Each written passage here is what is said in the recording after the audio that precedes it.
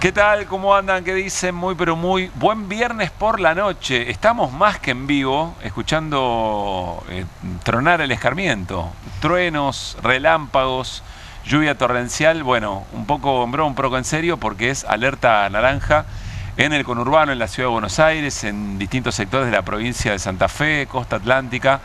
Así que a estar atentos y atentas y a pasarla. Parece que además son cosas que vienen por aquello del niño, no sé, estuvieron informándose sobre el tema. Sí. Hoy me llegó esa información también. Bueno, no es para... Super niño. Super niño. Sí. No es para andarse con chiquitas. José Amore, ¿cómo le va? Muy bien, muy buenas noches. Pero buen semblante, la Bueno, veo. perfecto. Maravilloso. Mira, para ser viernes, la mejor de las noches. Guido Bambini, ¿cómo está? Bien. Bien, Pasó usted Boquita. también. Muy bien. Eso Con es. lo justo, Están con lo aliviados. justo. Estamos Sí, aliviados. la verdad A que corregir sí. los errores con una victoria, ¿no? Se les Siempre reacomodó mejor. algo cuando la picó Aranda, eso me contaron, ¿no? Como que ahí, opa, pero ya está mejor. Bueno, No había me sido vas a hablar. El mejor del partido había sido igual, ¿eh? Sí, muy bien. Sí, no le vamos a caer. Bueno, insisto, buenas noches, gracias por estar ahí. Hacemos QR de viernes, superficialmente profundo, con muchas novedades, con muchas cosas para contar. Y el compromiso de cada viernes, repasar distintas historias de la semana, el devenir de esas historias, y enseguida nos vamos a poner en marcha porque son muy importantes y además tienen una continuidad con la semana que comienza el próximo lunes, sumamente interesante. Arrancamos como siempre con las voces del día. Increíble la situación. Una violación de la integridad territorial de España. En materia migratoria, el gobierno de España ha tenido una vanguardia en derechos humanos, pero esto no es lo mismo. Parece que ha habido otras intenciones. Departamento de Estado de Estados Unidos, diciendo este incidente es el resultado directo de los esfuerzos deliberados del gobierno español para permitir la inmigración ilegal masiva, guiño guiño, a la ultraderecha. El gobierno se quiso subir a esto del patriotismo. Querer la patria para mí es también no de financiar la ciencia, no venderle las tierras a extranjeros. Joe Lewis se apropió de un lago entero. Para mí a esa gente hay que prohibirle la entrada. Sacó un mensaje público diciendo: Argentina es un país racista, que mata a los negros y que destruye la convivencia entre religiones. Vos decís, ¿este tipo qué viene a hacer acá? Para mí no tendría que haberse disculpado porque yo no veo que haya hecho nada malo, ya que somos todos tan argentinos, tan patriotas, ¿no? Si esa misma gente que se indigna por un reel, que es una estupidez, se indigna de la misma forma cuando los viejos no pueden cobrar su jubilación, cuando tocaban la ley de discapacitados. Me parece que hay un montón de cosas más importantes para indignarse. Para financiar a la alta política, lo que ha robado la alta política, el robo de la alta política. Cambió el concepto casta por el concepto alta política. Es un matiz. Pensemos que el presidente Milei quería hacer desaparecer el Banco Central. Hoy lo transforma en el gendarme del ajuste. Me da vergüenza esa cadena que hizo el presidente. Que me digan qué hicieron con el oro. Pausili autorizó más de 1000 lingotes de oro que se retiraron de las bodegas del Banco Central y hasta el día de la fecha no contestan. No tenemos que permitir que el kirchnerismo avance sobre la ciudad. Hay que cuidar el esfuerzo que ha hecho la gente estos años. Están los efectivos acá, armaron un cordón y empiezan a llevarse toda la mercadería de los puesteros. La mejor campaña que hace el presidente es que trabaja 16 horas por día para que más gente tenga trabajo. Creo que esa es la única campaña que es la gestión. Nosotros en mi casa comemos una sola vez en el día. Entonces, vos te das cuenta del cambio.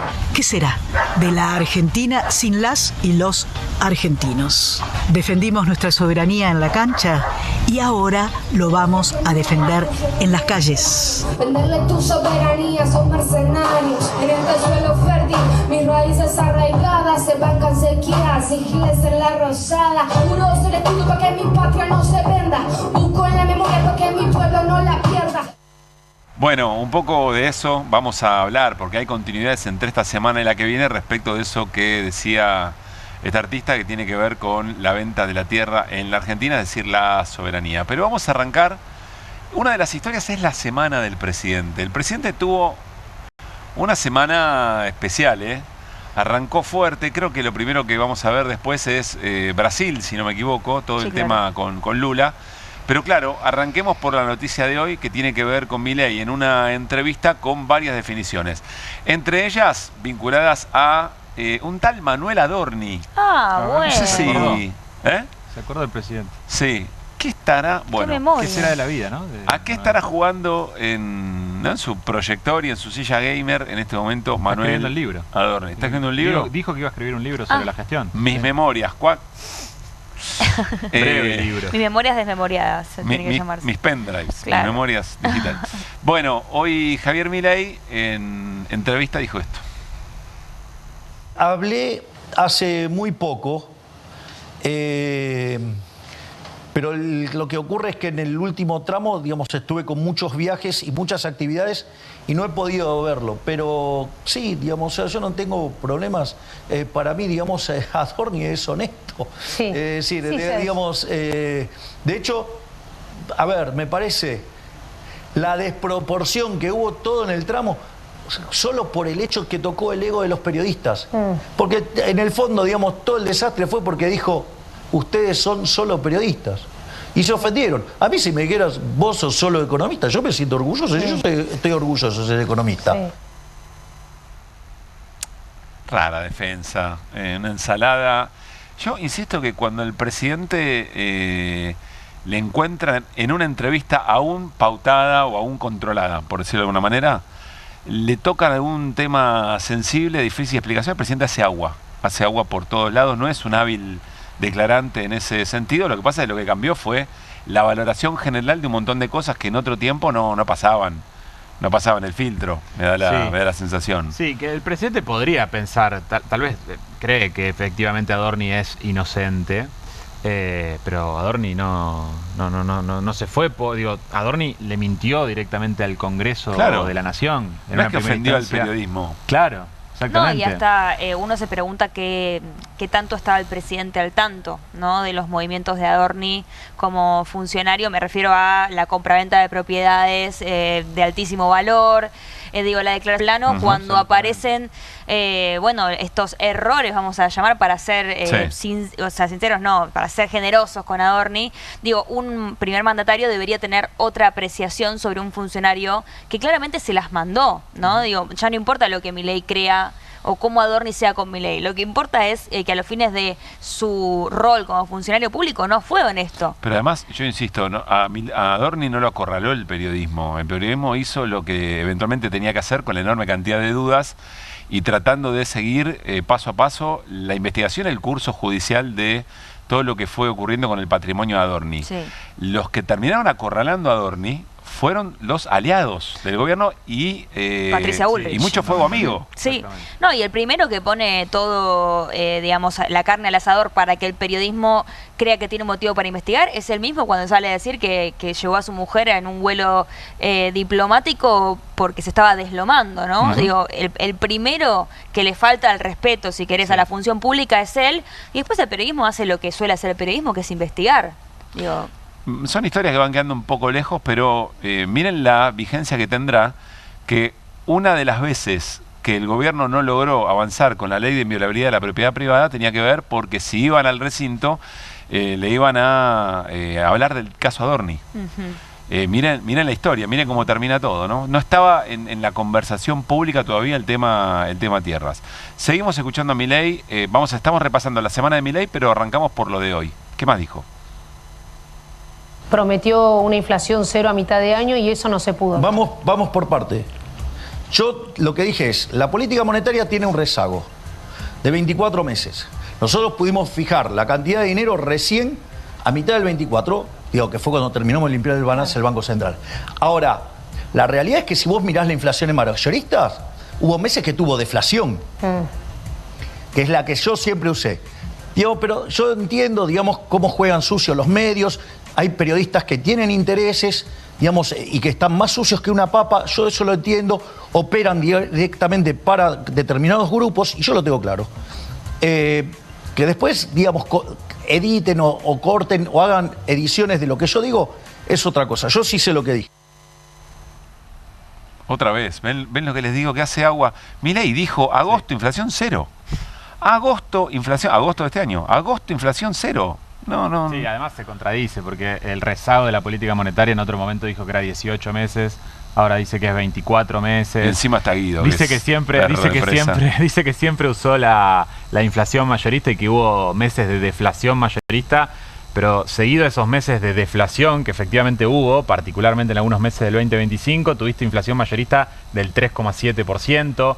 El presidente decía que la inflación mayorista adelantaba a la inflación minorista solamente en los casos en los que le daba bien, en cuando la inflación mayorista era menor a las expectativas de la inflación minorista. Sí. Bueno, ya lo que conocemos, su confrontación o su dificultad para el manejo de los datos. Ya la pregunta a esta altura es en qué momento estas cosas le empiezan a significar un costo político al gobierno. Yo creo que eso ya empezó, ya viene ocurriendo de hace tiempo, pero es cierto que pegan mucho más o se notan mucho más cuando otras situaciones, como por ejemplo la vida cotidiana de la gente, empeora. ¿Tenemos alguna definición más del Milei de hoy? A ver. ¿Pudo haber traído algún tipo de problema a los jugadores haber extendido la bandera de las Malvinas? A ver, esa es otra parte de la discusión. Mira, te lo voy a hacer con una reflexión del cantante solista que más me gusta a mí, que es Elvis Presley. Tiene un 7 el presidente.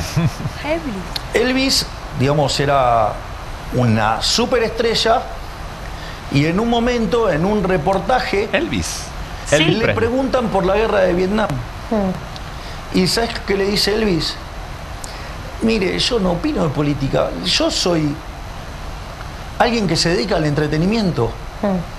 Ajá. Es decir, no está bueno mezclar el agua con el aceite. Es un deporte, es un juego. Es decir, mezclar eso es un problema. De hecho, en la misma línea se manifestó Scaloni. Bueno, otra vez, 3 ejemplos muy concretos de la dificultad del presidente para salir de sus propios laberintos. Sí, también pensaba como esta incapacidad casi emocional que tiene, ¿no? Para entender algunos fenómenos trascendentales para la sociedad argentina. Pienso en la muerte del indio, pienso, bueno, en otros grandes acontecimientos. Uno puede pensar inclusive en las movilizaciones a favor de la universidad pública, ¿no? Digo, grandes banderas que no son tantas, ¿no? Las que han logrado unir a los argentinos, y que el presidente tiene una incapacidad para salir airoso, aunque sea si él no siente, ¿no? Quizá lo que todos sentimos por Malvinas, por la educación pública, pero bien podría fingir cierta demencia, salir por arriba del laberinto, y sin embargo profundiza en diferenciarse, y ahí muestra una incapacidad insensible muy grande. Sí. Y además, déjame sumarte este pequeño dato, veía un informe de la agencia Novarum, que ellos registraron un crecimiento del 550% de las búsquedas sobre Malvinas del promedio histórico, o sea, y sitúan ese promedio entre 2016 y 2026, un 550% más de búsquedas. Es decir, sirvió para que la gente hable de un tema que sin dudas es la agenda actual de la Argentina. Así es. Y los jugadores de fútbol, la comparación con Elvis me llama poderosamente la atención, pero en todo caso el ejemplo es pésimo. Es pésimo. Porque le preguntan a Elvis y Elvis dice que no, que soy un entretenedor o no sé qué. Acá los jugadores sabían perfectamente lo que estaban haciendo. Lo hicieron a conciencia. Todo el fútbol argentino, toda la gente que fue a la cancha, los clubes, los jugadores, todos aquellos que casi nunca se manifiestan este tipo de cosas, tomaron la causa, con lo cual tampoco va la comparación. Pablo, o sea, es mala la comparación además porque en el caso de Elvis, Estados Unidos invade Vietnam. Total. O sea, tal vez si los jugadores, o sea, es más representativo de los jugadores de Inglaterra, que Inglaterra invadió. No nos metemos, claro, tal vez razón. Ahí dicen pero no nos metemos. Pero es la idea que siempre quiere instalar este gobierno, de que meterse en política es un problema, ¿no? Y que mejor es mantenerse al margen y que las cosas se den en los ámbitos que se tienen que dar. Fíjate cómo trata de reivindicar la diplomacia de su gobierno, que no ha hecho prácticamente nada por Malvinas. Digo, en este programa yo enumeré una vuelta 6 medidas del último año. Milei dijo hoy que ningún otro gobierno había hecho tanto por Malvinas como este. Lo dijo hoy sin sonrojarse. Es una locura. O quizás se sonrojó y nosotros no lo vimos. Insisto, tiene un 7, ¿no? Como ahí el presidente, Nunca me acuerdo el 7 de oro, 7 de espada, pero algo tenía. Bueno, ahora sí, recapitulemos la semana del presidente. Todo arrancó el sábado, si no me equivoco, en la presentación, en la reunión del Partido Liberal, que estaba consagrando a Flavio Bolsonaro, hijo de Jair Bolsonaro, como candidato para enfrentar a Luis Ignacio Lula da Silva en las elecciones de octubre en Brasil. Flavio Bolsonaro, hijo de Jair, que está preso con más de 20 años de cárcel por intento de un golpe de Estado, que incluía el intento de asesinato del presidente Lula da Silva, y esto hacía Milei. Che, los micrófonos estos, ¿quién los mandó a tocar? ¿El ladrón? El kirchnerismo, es decir, la versión argentina de el presidiario, ¿sí? El kirchnerismo había devorado casi todos los stocks a su alcance. Para colmo, la basura calva no me permitió visitar a mi amigo injustamente encarcelado. En Argentina tenemos como factor económico lo que llamamos el riesgo Cuca. Acá en Brasil hoy tienen el riesgo Lula y se refleja claramente en el mercado accionario. Bueno, así arrancó la semana del presidente, un poquito antes. Por supuesto, después Brasil, indignado con el tema, un tema institucional. Convoca a su embajador, nos explicaba Martín Granowski, hay 4 instancias en términos de gravedad hasta la ruptura de relaciones, y comenzando, el segundo paso es la convocatoria al propio embajador a Brasília. E Lula le contestou de esta maneira. Vocês viram a papaguada que fez aqui o presidente da Argentina. Eu não falei nada, porque a minha relação é uma relação de chefe de Estado com o Estado. E eu gosto do povo argentino e não vou ficar trocando coisa com aquela coisa. O que eu quero dizer para vocês é o seguinte: eu aprendi muito cedo a andar de cabeça erguida. Eu aprendi muito cedo a gostar de respeito e a respeitar as pessoas. Eu aprendi muito cedo de que eu não sou melhor, mas também não sou pior de ninguém.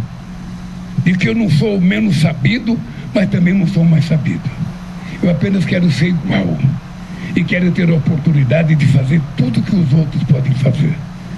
E eu quero dizer para vocês, enquanto eu for presidente, enquanto eu for vivo, ninguém de fora vai meter o bedelho nas eleições brasileiras. Bien, allí Lula contestando desde otro lugar. Se me hace que hay una representación muy interesante del momento de la política de mínima occidental, ¿no? Un dirigente obrero que encabeza o es la referencia de un partido político de esa extracción, que tiene varios intentos de participación electoral y luego efectivamente logra ser 3 veces presidente de Brasil, frente a alguien que hace 5 años, a Gata sabíamos que era un participante de tribunas mediáticas, ¿no? Que por supuesto logra ser presidente por la voluntad popular, pero ahí están intentando dialogar en este tiempo una manera de entender la política y otra muy distinta. Sí, te diría que además, Lula lo describiste muy bien, pero sumaría que estuvo preso por una causa que fue motorizada en parte por la oposición, que después intentó hacer un golpe de Estado, totalmente alineada a Estados Unidos. Es un poco la expresión también de una vieja política al ascenso de una nueva política que todo el tiempo se subleva al poder económico, ¿no? Fíjate vos cómo a Milei no le importa anteponer sus diferencias personales con Lula más allá del rol que tiene como representante del Estado argentino. Y Lula lo que dice, yo no contesté porque, bueno, lo que priorizo es otra cosa. Claro. Me parece que ahí hay también un reflejo de lo que pasa con las democracias liberales, ¿no? Sin dudas. Bueno, esto siguió, creo que podemos compartir el paño, fue a la asunción de Keiko Fujimori, que más allá de lo que después dijo, eventualmente de lo que se pudo saber en ese encuentro, que se pudo escuchar, la imagen de un presidente argentino con Keiko Fujimori, con todo lo que representa el apellido Fujimori para el Perú. Y bueno, hay que decirlo, ¿no? Después de varios intentos también, finalmente la sociedad peruana termina convalidando a una candidata de estas características. Lo que siguió fue Milei en la inauguración de la sociedad de la exposición rural en el predio de Palermo, y esta escena mientras estaba en el móvil de una radio y lo vio pasar a Ignacio de Mendiguren. Mirá, digamos, ahí está pasando alguien que le hizo muchísimo daño a la Argentina. Mirá, ¿lo ves pasando? Fue cómplice de Duhalde en la salida de la convertibilidad y voltear la convertibilidad. Va ahí, míralo. De Mendiguren. Mirá ese le cagó a los argentinos 30.000 millones de dólares. Vos sí, ladrón. Qué tremendo. Vos arruinaste el país con Duhalde y toda su banda. Entonces, los que están a al lado, eso es lo que voy. El periodista medio que cogotea a ver si de Mendiguren responde. Y Pino es el dueño de casa. No dice nada. Pino tiene un poco de vergüenza. Unos delincuentes. Me parece a mí. Le falta bastante coraje. Decir, che, para mi casa, eso no. Pero o sea, además si no decís nada, lo avalás. Es la escena de un niño bulineando a otro en un aula. ¿No sienten? Sí, ni siquiera, porque ahí son pares en alguna medida. O sea, están en el mismo aula. Si bien, obviamente, tal vez por... No, es peor, pero no, en la comparación, digo, acá hay claramente una diferencia de poder increíblemente grande. Ni hablar, eso como, digamos, sumando gravedad, pero lo que yo veo es una escena tan ridícula y hostil como es ver a niños, a uno ejerciendo bullying sobre el otro, que uno como adulto de afuera lo ve y dice... ¿Qué te pasa? ¿Qué problema tenés? Esto que estás haciendo es... Sí, lo frenás inmediatamente. Exacto, ¿no? Claro, está bien. Faltaban adultos en esa sala, adultos ¿no? en la sala, claro. Dijo Guido Bombín alguna vez. Sí. ¿Y qué hubiera pasado? Lo decíamos creo que el mismo lunes aquí en QR. ¿Qué pasaba si de Mendiguren o alguien que estaba con de Mendiguren no se la banca y lo quiere ir a buscar al presidente? Le dice, vení, baja acá, decímelo cara a cara. Bueno, eso provoca el presidente de la Nación y este mensaje... permea en la sociedad de manera muy distinta, nunca lineal, nunca literal. Pero acá hay un mensaje que viene desde la máxima representación de autoridad de la vida social, y política y pública de un país, ¿no? Bueno, a continuación, estamos repasando la semana de Milei. A continuación, esto ya es el gobierno, pero todo basado en esa manera que el presidente tiene de tratar a la otredad, ese decreto que, a partir de este comunicado oficial fue mencionado, que básicamente dice: causal de prohibición de ingreso y de expulsión del territorio nacional a todo extranjero que digiere o incitare mensajes de odio, discriminación y violencia contra el pueblo argentino o sus ciudadanos por razón de su nacionalidad, así como el ultraje a los símbolos patrios. Todo esto a partir de esa campaña de hostigamiento hacia la Argentina que vimos, tema mundial y demás, que también lo tratamos. Milei es el primero en que debería ser expulsado de un montón de países en función de su manera. Es increíble esto, sí. Con lo que acabamos de ver, y después, ¿no? Corte de escena, y a continuación este decreto. No, es tirar la piedra y esconder la mano. Y además, perdón, en términos técnicos es una modificación a la ley de migraciones que debería pasar por el Congreso, además, lo cual uno podría pensar que no va a tener aplicación real, ¿no? Porque no tiene, digamos, cualquier persona que quiera aplicar esta ley y después la persona que, digamos, queda afuera de la Argentina, si quiere hacer una causa, la justicia podría escuchar su reclamo porque no tiene validez jurídica. Claro. Y además lo que genera es, en todo caso, la legitimación para el ejercicio de un poder violento y xenófobo en términos sociales, ¿no? O sea, cualquiera que quiera ejercer un acto de discriminación se va a sentir avalado porque el presidente lo está haciendo de forma alevosa. Fue Patricia Bullrich, después lo vimos en Las Voces, a tratar de justificar cuando le preguntaron ahí, pero alguien que dice todo eso, ¿cómo puede venir a la Argentina? Bueno, el presidente no podría viajar a la mitad de los países absolutamente, del mundo. Absolutamente. No, te diría que a la propia Argentina, porque se ha cansado de insultar a nuestro país. Claro, debería ser expulsado del propio país que, en sus términos, que preside. Volvemos a Milei, porque después de eso le dieron un premio honoris causa de la Universidad San Martín de Porres en Perú, y entre otras cosas dijo y lució de esta manera. Nosotros el año pasado tuvimos un embate político muy fuerte, donde el Congreso emitió 40 leyes destinadas a romper el equilibrio macroeconómico, intentó un golpe de Estado con 7 intentos de juicio político. Además, sembraban el terror en las calles. Y no solo eso, sino que además en complicidad empresarios, o sea, empresarios prebendarios, medios de comunicación, periodistas corruptos, profesionales que son sicarios del mal, trabajaban para que todo volara por los aires. No les fue bien porque en la elección ganamos 41-24, o sea, le ganamos al kirchnerismo 41-24.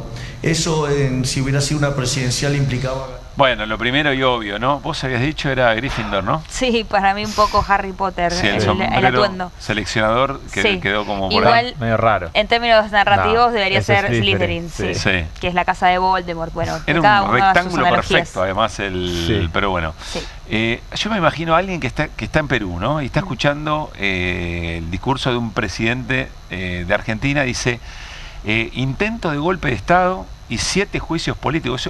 La pelota argentina está en una, ¿no? Claro, No le dejan gobernar a este hombre. en un contexto, digo, en Perú, un país muy atravesado por la inestabilidad Así política es. en estos últimos 10 años, dicen la calle debe ser un desastre, como Claro. lo es en Perú, si tuvieron 7 intentos de golpe de Estado. Sí. Y no sucedió. No, y por ejemplo, no se enteran quizá que ese es un presidente que hay leyes que el gobierno vota con amplísima mayoría una y otra vez y que no cumple. Sí. Bueno, O que impresionante. quiso modificar una constitución mediante un decreto, ¿no? Así es. Y yo diría casi con todo éxito, ¿no? Sí, la verdad. Hola, Corte, ¿cómo estás? Bueno, ayer Javier Milei, y esto tiene que ver con la cadena nacional, ¿digo bien? Sí. Cadena nacional. Pero miren lo que publicó antes de la cadena nacional. Durante años, los mismos políticos que te decían estamos cuidando al país, emitían e imprimían, a más no poder. ¿Cómo me encanta emitir billetes? ¿Qué dijiste? Cuquita. Déjame emitir, por favor.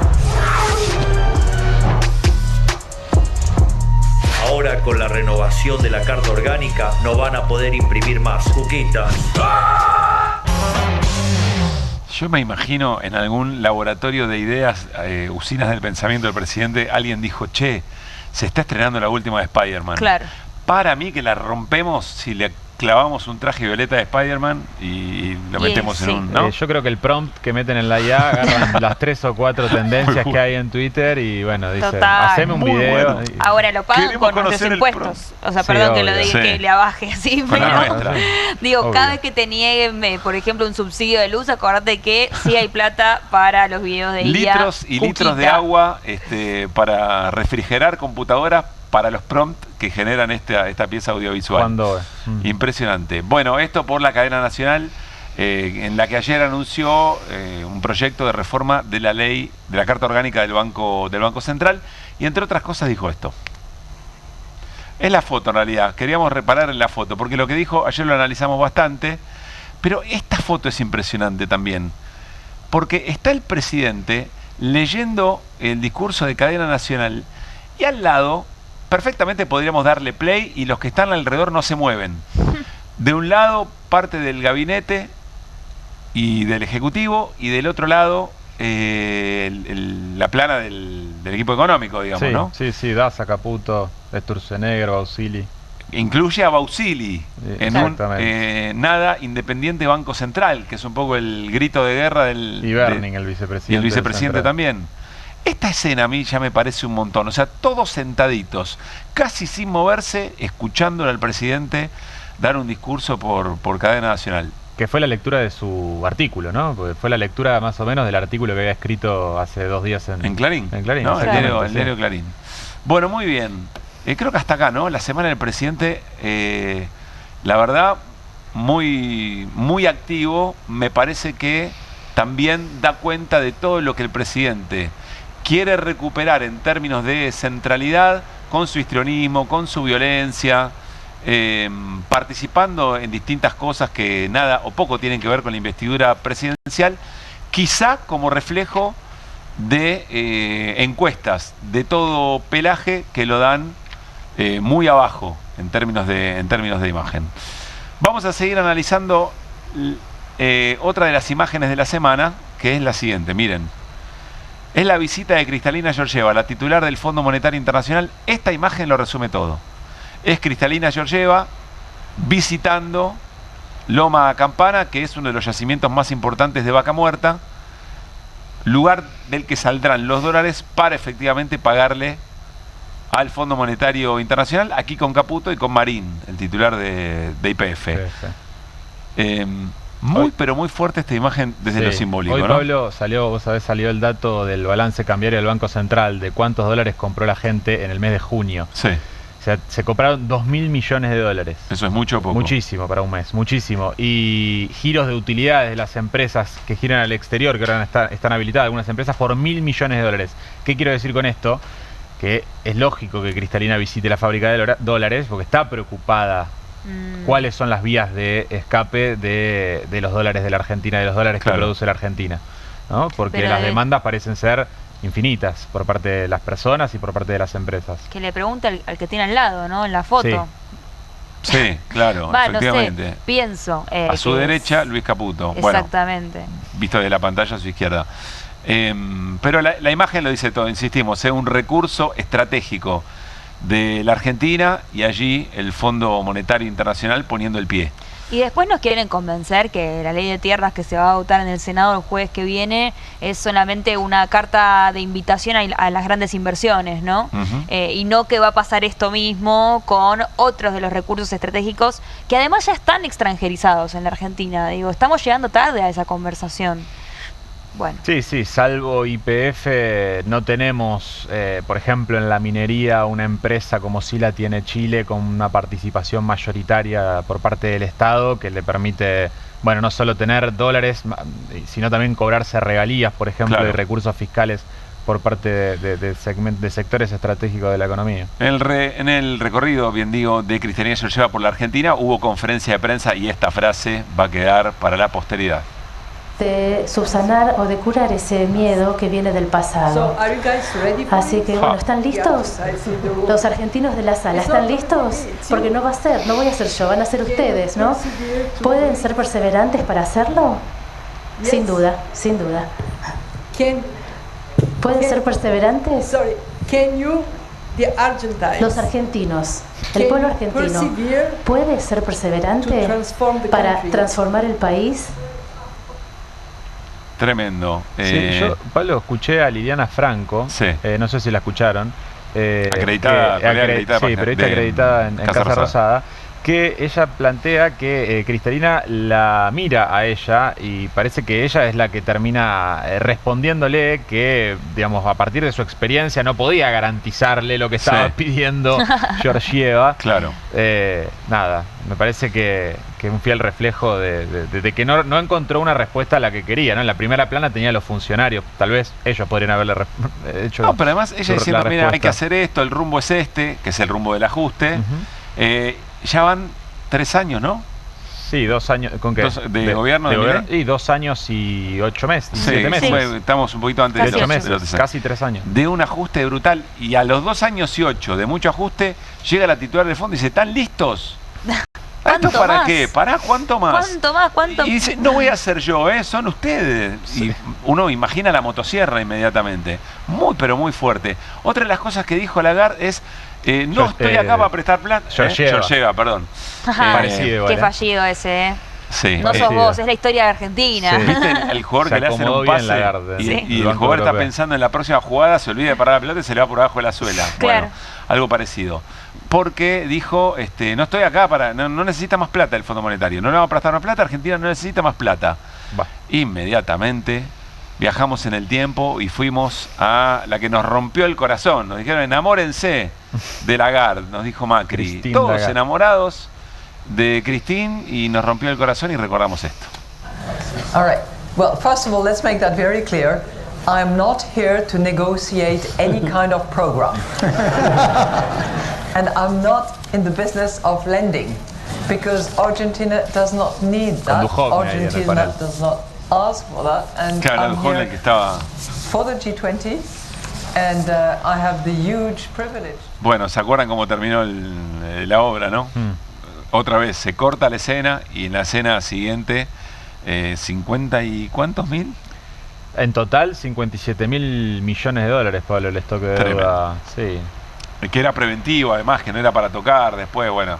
etcétera, etcétera. Lagarde eyectada, entre otras cosas, por el manejo del caso argentino. Estaba Duhovne ahí al lado, pero Luis Caputo era gran protagonista, por supuesto. Dijo en un momento Lagarde en la conferencia: yo, en Bulgaria, yo lo viví, algo muy parecido a esto, un caso extraordinario, así que yo, que soy búlgara y atravesé situaciones así, les puedo garantizar que es el buen camino, que hay que perseverar, aguantársela y todo va a salir muy bien.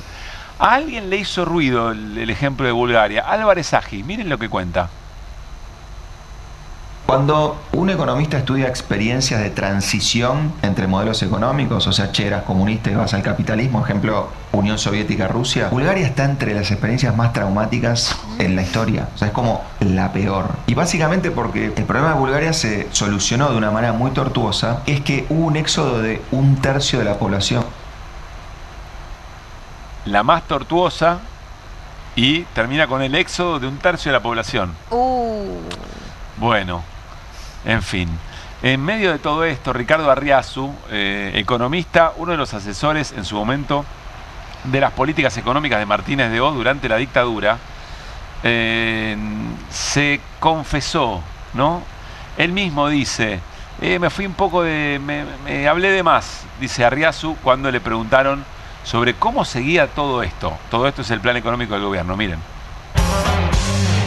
La primera pregunta que yo recibo de la gente de afuera es ¿por qué esta vez va a ser distinto? Y mi respuesta no tengo la menor idea. Lo único que es distinto es que hemos eliminado el déficit fiscal. ¿Ok? Eso es lo que es distinto. Ya que estamos, pequeño comentario. Uno diría, bueno, ok, va a caer el Gran Buenos Aires, el gran perdedor por la apertura, va a haber sectores industriales que van a crecer, cada vez esa gente se va a ir al otro lado. Entonces, un tema interesante es estudiar qué le pasó a la migración y a la demografía en los países que pasaron por procesos similares. La gente no se mueve. ¿Ok? Tarda mucho en moverse. Lo cual te plantea un desafío. ¿Ok? Y hay países que han tomado medidas y que Argentina debería tomar medidas, y ese fue mi argumento hace un año, digamos. Esto va a generar bolsones de descontento, bolsones de desempleo, digamos, y de pobreza, justo en la zona, digamos, políticamente más intensa. Y hay que pensar cómo se resuelve el problema. Hay que pensarlo. No, ya hablé de más. ¿Cuál será la parte de ya hablé de más? Que nos está contando, se lo dijo al gobierno: che, esto hay que pensarlo porque no funciona como ustedes están diciendo. Y cuando dice, va a caer el Gran Buenos Aires. Bueno, sí, ya está cayendo. No sé en qué términos lo dice. Si lo dice, y dice, pequeño comentario. Pequeño comentario. ¿Vieron que va a caer el Gran Buenos Aires y todos los conurbanos? Bueno, la experiencia dice que la gente no se moviliza. La gente no se mueve, entonces va a haber un problema pero muy serio, por encima es gente que suele protestar. Y además, si se moviliza, tenés al intendente y al ministro de producción al intendente Daniel y al ministro de producción de Neuquén diciendo, muchachos, no vengan, claro, acá no, que tengo que primero garantizarle el laburo a los neuquinos. Totalmente. Además, lo dijimos en QR, pero es muy fácil para Arriazu admitir esto después de que la propia persona a cargo del FMI admite y un poco pone sobre la mesa algo que casi ningún funcionario, quizá a excepción del vocero y de alguna que otra declaración que ha habido respecto a, bueno, que los salarios no están tan bien como podrían, pero sobre la realidad argentina, es muy fácil admitir que no está todo saliendo tan bien después de que lo dijo Cristina Georgieva, ¿no? El punto era decirlo antes. Claro, sí, también. Qué sé yo. Lo último de esto, porque a mí ese momento de Arriazu me parece extraordinario. El modo en que se reclina sobre la silla está como en un bar. Hay una cosita chiquitita. ¿Vieron que Buenos Aires va a caer? Me parece que lo dice todo. Momento Guido Bambini en este QR de viernes. Sí, Pablo, José, si yo les digo, las familias nunca estuvieron tan endeudadas, ¿quién hizo este informe? Y probablemente el CEPA. El CEPA. Bueno, no, lo hizo la Fundación Pensar. Fundación Pensar de El PRO, ¿no? La Fundación Pensar. Bueno, tiene la firma de Hernán Lacunza, ex ministro de Economía de la Nación y ex ministro de Economía de la provincia de Buenos Aires. Bueno, y fíjense en la primer placa lo que plantea en función de la deuda la Fundación Pensar. Muestra este gráfico. Este gráfico es muy contundente. Lo saca del Banco Central, elaboración propia de la Fundación Pensar, y dicen Está la deuda de las familias en el máximo histórico de la serie del Banco Central de la República Argentina. Y no solamente es cuánto creció la deuda de las familias, sino cómo es la composición, qué tipo de deuda, cómo se está endeudando la gente. Y lo vemos muy claramente en los colores de este gráfico. Fíjense cómo la gente se está endeudando fundamentalmente con créditos personales y con créditos de tarjetas de crédito, y no así con créditos prendarios e hipotecarios. Es muy marginal los créditos hipotecarios y los prendarios. ¿Qué quiere decir esto? Bueno, lo que venimos diciendo en QR. O sea, sobre todo tarjetas y personales. Exactamente, que está en azul y en rojo. Fíjense cómo en el pico de la serie, hacia la derecha de la pantalla, podemos ver que ocupan, te diría, el 90% de esa columna del mes de junio, que es el último dato disponible del Banco Central. Estamos hablando de que la gente no se está capitalizando. O sea, no está tomando un crédito prendario para comprar un auto. O no es la gran mayoría de los créditos que se están tomando para comprar vivienda, sino que es deuda de corto plazo en un contexto de caída del poder adquisitivo para poder sostener el consumo, Pablo. Fundamentalmente es eso, claro. Pero me parece interesante traer sobre la mesa o poner sobre la mesa este informe de, insisto, la Fundación Pensar de Hernán Lacunza, que no solamente muestra este gráfico, sino también muestra una pirámide socioeconómica que fue hecha por Moiguer en este informe que les traigo. Siempre de Pensar. Sí, esto está dentro del informe firmado por Hernán Lacunza y por el PRO, exactamente. En donde plantea básicamente lo que vemos en esta pirámide es que el 76% de la gente, de los hogares en la Argentina, gana menos de 1.900.000 pesos. Fíjense, ese 26% de la clase media baja, categoría C3, y el 50%, clase baja, gana menos de 1.900.000 pesos por hogar, Pablo. Por hogar. O sea, yo con esto me pregunto, ¿existe la clase media en la Argentina? Digamos, estamos planteando permanentemente de que Milei, o el modelo de Milei, nos acerca cada vez más a una economía, digamos, con características más latinoamericanas, más parecidas a las del Perú, en donde la clase media no es mayoritaria, hay una desigualdad muy importante. Bueno, yo hoy me pregunto si existe la clase media en la Argentina, con un 76% de los hogares, con un ingreso promedio de todo el hogar menor a 1.900.000 pesos. Promedio del hogar. Promedio del hogar. Exactamente. Esto se relaciona bastante así, viendo la perspectiva, la foto general, con el informe que yo les comenté la semana pasada sobre que el 50% de los jóvenes entre 18 y 29 años viven en situación de vulnerabilidad, ¿no? Y que más del 70% decía los ingresos de mi hogar, o sea, que contemplaban los propios y el resto de los participantes del hogar, no alcanzan para llegar a fin de mes. No, exactamente. Son como dos fotos de la misma cosa, ¿no? Ese 50% es de clase baja, es ese 50% de vulnerabilidad que decía el informe del CBC de la UBA. Sí. Y déjenme algunas perlitas también que destaca este informe, o que reconoce la destrucción importantísima de puestos de trabajo que hay en la economía argentina, sobre todo en términos del empleo formal. La caída del salario real, la dificultad de la migración interna, ¿no? A diferencia de lo que planteaba Arriazu, sumando a lo que decía Arriazu. Y plantea, me pareció muy interesante verlo en términos agregados, que solamente los sectores ganadores, habla de sectores ganadores y perdedores, como muchas veces lo planteamos acá en QR, y dice que el agro, la minería y la energía concentran solamente 250.000 puestos de trabajo registrados, cuando la construcción y la industria concentran 4 millones y el comercio otros 4 millones. La verdad que me pareció, no sé si un sincericidio por parte del PRO, pero sí cabe la pregunta de por qué siguen acompañando como acompañan en cada una de las votaciones al actual oficialismo, si son tan críticos. Vos sabés que hay quien está observando la alta exposición que está teniendo Hernán Lacunza, y hay quien se pregunta si Hernán Lacunza no está queriendo morder. No está queriendo participar. Le ha preguntado activamente si se veía como candidato presidencial del PRO, y la verdad que no, en ningún momento lo ha negado, sino que siempre alega la vocación por lo público. Pasa que ahí lo que lee La Libertad Avanza es que no tiene sentido poner candidatos del PRO, porque ya el PRO no le suma tanto en términos electorales. Por ejemplo, sería mucho más interesante poner algún candidato vinculado a algún liderazgo federal, que sea parte de las provincias, o que, por ejemplo, no sé, la provincia de Córdoba, provincia de Santa Fe. Un poco también son las declaraciones que hacen para medirse ante el PRO. Sobre todo sabemos que el territorio en mayor disputa por el momento es la ciudad de Buenos Aires, donde, bueno, efectivamente el PRO quiere mostrar la fuerza que tiene para que le dejen poner el candidato, ¿no? Ahora vamos a volver a eso porque Patricia Bullrich hizo una declaración que creo que hay que atender. Viene en un ratito en el programa. Pero bueno, veremos. Yo no veo al PRO rompiendo con el gobierno. Tiene que estar en un momento de mucha dificultad Milei como para que el PRO rompa lanzas en ese sentido. Ya lo hablaremos. Otra de las historias de la semana, sin dudas, es la decisión de Cristina Fernández de Kirchner y todo su equipo de abogados de hacer una presentación ante el Comité de Derechos Humanos de Naciones Unidas. Además, después de mucho silencio, publica esta carta abierta, el costo democrático de la politización de la justicia, por supuesto muy crítica en el sentido del Poder Judicial y su condena en su inhabilitación como candidata, en la supresión de sus derechos políticos, además, por supuesto, del encarcelamiento domiciliario que está sufriendo la expresidenta, pero también en la presentación concreta que hemos visto, antes de ver esto que vamos a ver ahora, porque acá me parece que hay dos maneras de analizar esto. Una es estrictamente respecto de lo jurídico y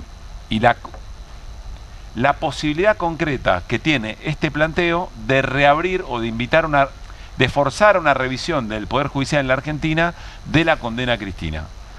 Ahora, ha tenido miradas de abogados constitucionalistas de distintos sectores que dijeron sí, si efectivamente hubiera una cautelar o eventualmente una expresión favorable a Cristina Fernández de Kirchner en Naciones Unidas, hay obligación del Estado argentino, del Poder Judicial de Argentina, cumplir con eso. Hoy se lo dijo, entre otros, Andrés Gil Domínguez a Jorge Fontevecchia en NET, hoy por la mañana. Entonces, cuando uno ve cómo todo eso fue creciendo en esa posibilidad y escucha lo que vamos a escuchar ahora, estos dos pasajes de los abogados de Cristina, ahí hay una pregunta política para el escenario y sobre todo para el propio peronismo que vamos a tratar de jugar un poco en la mesa. Primero, Carlos Veraldi, escuchen con atención.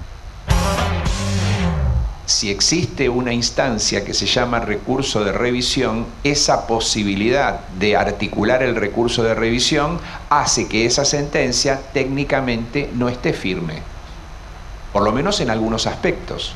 Y desde esa perspectiva jurídica es de donde uno puede sostener fundadamente que la inhabilitación no debería tener efectos. Bueno, no dice técnicamente la sentencia no está firme ahora, dice si efectivamente hubiera un fallo como el que buscamos, la inhabilitación, la sentencia no estaría firme y no habría inhabilitación. Entonces ahí, es fuerte lo que está diciendo, no está solamente diciendo por la libertad de Cristina y eventualmente recuperar sus derechos políticos, dice, podría no estar inhabilitada para la elección que viene. Y después aparece Javier Borrego, uno de los abogados que se sumaron al equipo jurídico de Cristina Fernández de Kirchner, que, si me permiten, dice algo que no sé qué tan sólido es, pero me parece que lo que hay que leer es por qué lo dice, por qué dice una cosa como la que sugiere literalmente. Escuchen. Perdón, ¿las primarias son elecciones para un cargo público? En principio no. Son elecciones preparatorias de las futuras elecciones para un cargo público. Luego, por lo tanto, al sistema PASO, primarias, PASO obligatorias, abiertas, obligatorias, etcétera, que denomina en Argentina, Cristina Fernández Kirchner se podría presentar. Claro, ¿por qué? Bueno, ahí está un abogado de Cristina diciendo, no si hubiera una sentencia, no después, al final del camino de esta presentación, hoy mismo. Las PASO no son un cargo público, así que a las PASO se podría presentar. Para mí acá hay una clave de lectura del movimiento de Cristina que es muy importante. Vos decís, perdón, Pablo, que está validado lo que dice el... Yo calculo que no. ¿Calculás que no? Calculo que no, pero no importa. Okay. No importa porque el dato político es... Recuerden que venimos de muchos meses de la Cámpora, del sector de desarrollo, que dice Cristina candidata, Cristina candidata, Cristina candidata. Y de repente aparecen sus abogados, no solamente haciendo un movimiento jurídico que podría terminar en una interpretación, en la habilitación, sino hoy mismo en las PASO podría presentarse. Ese es el dato político para mí muy importante de la semana. Me gustaría escucharlos porque creo que condiciona todo movimiento, principalmente, por ejemplo, Axel Kicillof. Sí, naturalmente esto genera tensión, más tensión aún sobre la interna, sobre el claro objetivo de Axel Kicillof de ser candidato y de encabezar el liderazgo del peronismo. Pero yo también creo que es un movimiento que tensiona las decisiones que se están tomando en la Casa Rosada, que están todavía esperando juntar los votos para suspender las PASO y que no lo logran. Por ende, obligarían al presidente a suspenderlas por un año, como lo hicieron el año pasado, lo cual podría llegar a traerle problemas en el propio armado electoral. Digo, para no pensar que es todo problemático para el peronismo, sino que creo que hay en este movimiento muy inteligente de Cristina, además, una actitud de poner a los demás a la espera, digamos, de volver a ponerse a ella en el centro, porque vos lo decías el otro día, está pasando algo, y yo, si fuera una persona que tuviese deseos de candidatearse el año que viene, tendría que estar atento a lo que pase con Cristina, a lo que pase con la ONU, porque puede llegar a cambiar las reglas del juego, no puede ser como un gran acto imprevisto que modifique el destino de las cosas. Muy propio del kirchnerismo, ese tipo de movimientos. Bueno, como cuando Alberto Fernández, el timing, ¿no? Luego de la visita de Cristalina Georgieva. Por supuesto, parece, ¿no? Y la presentación de un proyecto de ley para modificar la relación entre el Estado argentino y el Fondo Monetario. Pero yo digo Kicillof porque uno imagina, bueno, Axel Kicillof que tarde o temprano tiene que empezar un recorrido. Y entonces tiene que decir en un momento, bueno, yo quiero efectivamente ser candidato. Sería la decisión de enfrentar a la candidata Cristina. En caso de que decida ser candidata a Cristina. Sí, está bien, pero... No lo sabemos, no lo ha manifestado ella. Tenés razón, pero el juego es claramente hacia ahí. Sí, también es muy propio del kirchnerismo, nadie lo dice, pero... Alguien que ha sido 2 veces presidenta, vicepresidenta y que quiere seguir en la centralidad del poder, es lógico que haga este tipo de movimientos. Pero en esa acumulación, después podemos preguntarnos, ¿esa acumulación para qué? ¿Para ser efectivamente candidata? ¿Para tener capacidad electora? ¿Para en la negociación eventualmente con Kicillof u otros sectores del peronismo tener mayor capacidad de negociación? No lo sabemos, pero es un movimiento fuerte. Sí. Para mí es una de las historias de la semana. Sin dudas. Y es una cosa más en relación a lo que decía Guido, de que es muy inteligente hacerlo después de la presencia de Georgieva, porque no nos olvidemos que varios de los actores que pedían por ficha limpia, que ficha limpia es un proyecto de ley que podíamos pensar que tenía nombre y apellido y era Cristina Kirchner, fueron muchas empresas, la Cámara de Empresarios de Estados Unidos, AmCham, pero también muchos actores vinculados, ¿no?, a el norte global y particularmente a los Estados Unidos, te diría en general sin distinguir entre republicanos y demócratas, pero particularmente a la alianza con ese sector republicano con el que Milei de alguna manera traza, te diría, el eje de su gobierno en general, ¿no? Ahí hay un movimiento claramente me parece, querer capitalizar esa oposición a ese modelo. Veremos si lo logra o no. La realidad es que Cristina en las encuestas venía midiendo sorprendentemente bien para sus propios términos, ¿no? O sea, su techo se estaba moviendo, cosa que hace muchos años no pasaba. También esas consultas tienen que ver con la posibilidad concreta de juega o no juega, o sea, falta un montón de cosas para saber qué intención de voto eventualmente podría llegar a tener. Pero bueno, coincidimos que es un movimiento importante, veremos cómo se siguen moviendo los distintos actores. Habló Máximo Kirchner en el marco de la presentación de ese proyecto de ley, de su autoría y con respaldo de distintos diputados y diputadas nacionales del bloque, y le preguntaron, Alejandro Berkovich le pregunta por las diferencias con el gobernador de la provincia de Buenos Aires, y da esta respuesta que más de uno nos dejó sorprendidos. Escuchen. Te digo, en términos programáticos, en términos ideológicos, ¿están en veredas opuestas en algo? ¿En algo de lo que mencionás? Pero yo creo que no, digamos. Yo estoy convencido que no, te diría. ¿Y entonces? No sé. Te estoy diciendo, nosotros agarramos, compartimos, digamos, el peronismo de la provincia de Buenos Aires. Hoy es presidente del PJ de la provincia de Buenos Aires, es gobernador. Después hay debates y discusiones lógicas dentro de la política. Que ni me interesan en este momento. Por eso, pero estamos hablando del futuro y de lo que vos decías, de que no relija este modelo. Por primera vez alguien me pregunta seriamente sobre el tema o queriendo, digamos, despojar del anecdotario político de los dimes y diretes. Y realmente yo te digo, presentamos un proyecto respecto del Fondo Monetario Internacional en el día de la fecha. Hemos presentado otros, tenemos una mirada también sobre lo que hay que hacer con el Fondo Federal de la Soja, que hay que volver a crearlo para que las provincias argentinas recuperen parte de sus ingresos de las producciones que da su suelo. Nosotros es claro, digamos, lo que pensamos. Y no creo que él tampoco tenga diferencias. No sé si se lo han preguntado tampoco, pero en mi caso, digamos, en estas cuestiones puntuales, lo conozco, ha sido ministro de Economía de Cristina, hemos dado junto a la pelea con los fondos buitres, lo he destacado siempre, más, incluso durante la campaña del 2019, cuando en el mismo debate, él lo dice y todos lo decíamos, terminamos en el Fondo Monetario con esto de vuelta y terminamos, yo la verdad que no sabría explicarte, me gustaría saber también. Nuestro graph sugiere la pregunta, bueno, esta declaración de Máximo Kirchner sugiere acercamiento. Es una pregunta, yo francamente no tengo esa respuesta, no sé si mi compañero o compañera lo tienen. Para mí Máximo Kirchner, opinión puramente personal, es un muy buen lector de las relaciones de poder, de lo político, es muy claro en términos de definiciones políticas. Es muy interesante escuchar a Máximo Kirchner en la caracterización de una sociedad como la Argentina y en su recorrido en el análisis de las políticas públicas. Acá me da la sensación que hay un fingir demencia que no está a la altura, digamos, de esa caracterización, porque si efectivamente es cierto lo que plantea Máximo Kirchner, que él no sabe o que son cuestiones de política menor,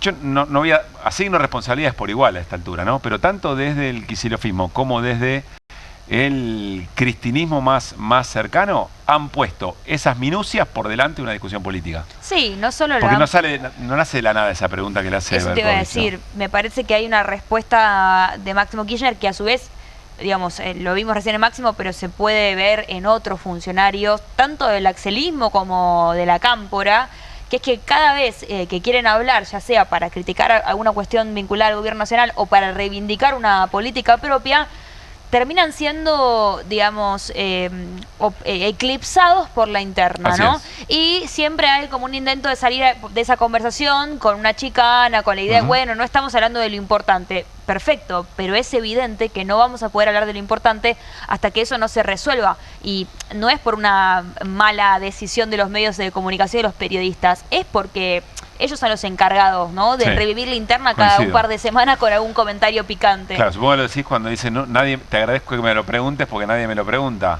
Y la verdad es que todo el tiempo está. De hecho, la cara de Berkovich es, pero entonces nosotros estamos viendo una película que no es. Y no, se han encargado de hacernos ver la película de la interna por encima de las discusiones profundas de la política, sobre la que ambos sectores tienen mucho para decir. Sí, y es muy interesante escuchar en tiempos en los que no se piensa en la política. Total. Se reacciona, se emociona, se violenta. Bueno, de eso nos estamos perdiendo, me parece, ¿no? Sí, creo que va a ser es muy claro que va a ser imposible hablar de cualquier cosa vinculada al peronismo hasta que la interna no se resuelva. No sé si son los planes de la dirigencia resolverla en lo inmediato, pero da la sensación de que la opinión pública no está jugando al mismo tiempo que las decisiones de los dirigentes. Sí, y esa interna no se va a resolver en los medios de comunicación, ¿no? No creo. No debe, porque también los tiempos y los espacios de los medios no son los de las políticas de esa profundidad. Bueno, seguimos adelante con el momento José Amore. Bien, seleccioné una novedad del día que tiene que ver con la agenda legislativa de la semana que viene, porque crece el rechazo al proyecto de denuncias falsas que promueve Carolina Lozada, la senadora, bastante posicionada como aliada de La Libertad Avanza, no solo porque ha tomado esta agenda, sino porque ha acompañado en otros proyectos al oficialismo. Lo cierto es que este proyecto está con intenciones de tratarse desde el 2024, pero con altísimas probabilidades de que sea ingresado al temario del jueves 6, que es el jueves que viene. Lo traigo porque me parece que no hay una toma de conciencia todavía. Falsa denuncia de violencia de género. Exactamente, falsas denuncias por violencia de género. Lo que busca este proyecto en realidad es legislar sobre algo que ya existe. Estamos viendo en pantalla una nota que publicó hoy el diario Clarín, específicamente a cargo, bueno, escrita por la representante del Colegio Público de Abogacía de la Capital Federal. Su presidenta Alejandra García es la que firma, y critican muy fuerte este proyecto porque lo que dicen es que en realidad, primero, las reformas penales no deben, digamos, sostenerse en repercusión pública. Se refiere un poco a que en las encuestas garpe tal o cual cosa, o que haya un sector de la sociedad que sea muy que rechace muy abiertamente el feminismo, ¿no? y la idea de la violencia de género, sino que debe sustentarse en evidencia, y que además ya se prevé desde la justicia sanciones para aquellas personas que presenten denuncias que después no sean corroboradas, o mejor dicho, que se corrobore y que son falsas, ¿no? En todo caso, lo que podría hacer el gobierno es buscar fortalecer esa pena, pero es legislar sobre algo que ya la justicia contempla, porque en realidad, y esto en parte también lo dice la nota que firma la presidenta del Colegio de Abogados de la Ciudad de Buenos Aires, el objetivo del proyecto es intimidar a las mujeres para que no se acerquen a denunciar, ¿no? No es una apreciación personal, sino algo que han señalado distintos organismos, distintas organizaciones feministas, por ejemplo, entre ellas el Ministerio Público Fiscal, que nos acercó una estadística y nos dijo, en base a un relevamiento que hicieron, que las falsas denuncias representan nada más que el 0,09% de las denuncias que llegan. O sea, estarías legislando sobre la nada casi. Exactamente, y es en base a esa estadística que el Colegio de Abogados se suma a este rechazo, pero, digamos, podría hablarte de otras estadísticas que Carolina Lozada y los que están detrás de este proyecto, eso lo podemos hablar otro día, ¿no? Hay un lobby muy grande para llevar este proyecto adelante, que en realidad está contemplado por, en general, abogados defensores de pedófilos y abusadores, ¿no?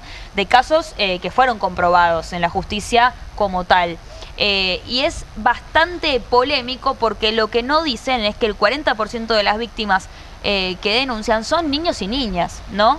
Y que es a esos niños y niñas a los que se está perjudicando cuando se crea el estigma de que la denuncia es falsa, en el contexto de un poder judicial que todavía no ha logrado hacer las transformaciones necesarias para evitar la revictimización, para evitar el prejuicio sobre la víctima. Estamos hablando de procesos penales que a veces duran hasta 10 años. Hoy conversaba con Yama Corín, una madre protectora muy interesante, una militante feminista muy grosa, que ella llevó adelante un proceso de denuncia de su propio hija.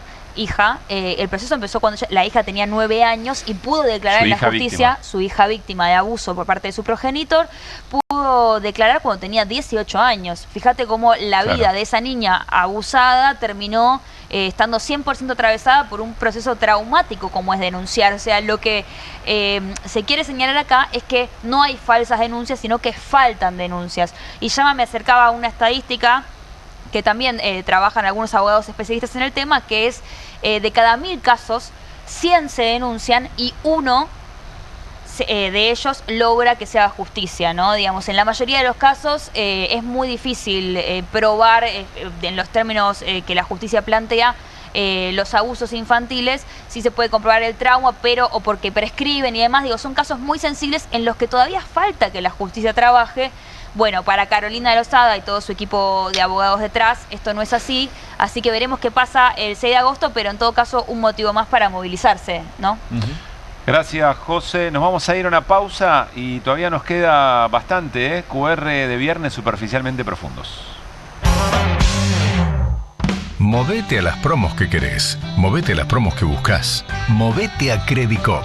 Las mejores promos de ahorro en supermercados y ahorro en combustibles todas las semanas pagando con los medios de pago Credicop.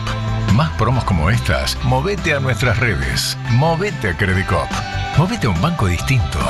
Banco Credicop Cooperativo, la banca solidaria. Para más información, ingresá en bancocredicop.co. ¿Pensás que las subastas no son para vos? Son para todos, porque podés comprar y vender desde donde estés de manera rápida, fácil y confiable. ¿Querés participar de nuestra próxima subasta? En Pilar contamos con Mimuni, nuestra herramienta digital de atención ciudadana para solicitar turnos, realizar trámites y gestionar reclamos de manera ágil y cercana. Descárgate la app o chatea con nosotros por WhatsApp a través de 11 52 38 68 64. Las 24 horas del día. También podés acercarte a cualquiera de nuestros puntos Muni de lunes a viernes de 8 a 18 horas y los sábados de 9 a 15 horas. En Pilar seguimos acercando el Estado a todos y todas las pilarenses. Pilar presente con futuro. Escobar no para de crecer en obras, salud, educación, seguridad, cultura, deporte, en cuidado del ambiente y recursos naturales. Escobar no para de crecer en la promoción del desarrollo local con políticas que fomentan la producción y el empleo, el acceso a la vivienda y a mejores condiciones de vida como las cloacas y el agua corriente. Seguimos consolidando este proyecto de transformación. El futuro en nuestras manos. Escobar Municipio.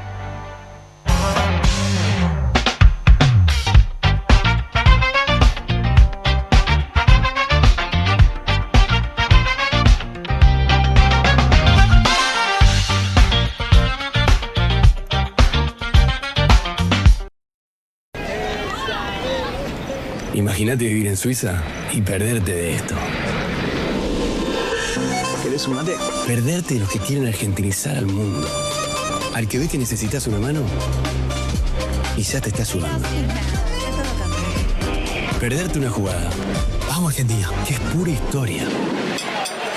35 aeropuertos tan argentinos como su gente. Hacemos de cada aeropuerto tu aeropuerto. Aeropuertos Argentina.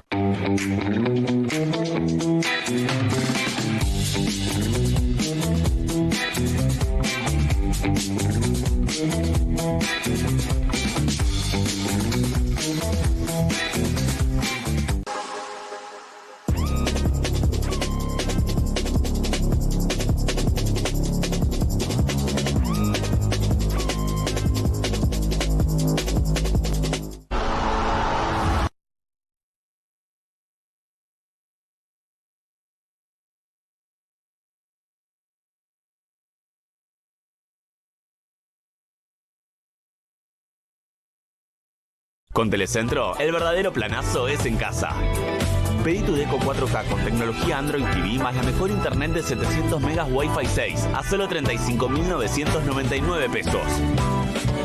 Telecentro, conectando con vos. Bueno, la degustación dudaste si Malbec o Cabernet. Sí, yo creo que estaba para cualquiera de los dos. El enólogo en la charla previa nos pidió que probemos distintos varietales y creo que aprovechamos la oportunidad. Así que bueno, quedan varios días y no nos conformamos. Queremos ir por muchas bodegas más. Gracias. No, gracias a vos.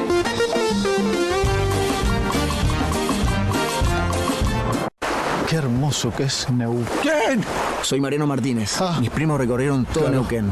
Voy a hacer lo mismo, en 3 días. No, es imposible eso. ¿Cómo? Corriendo.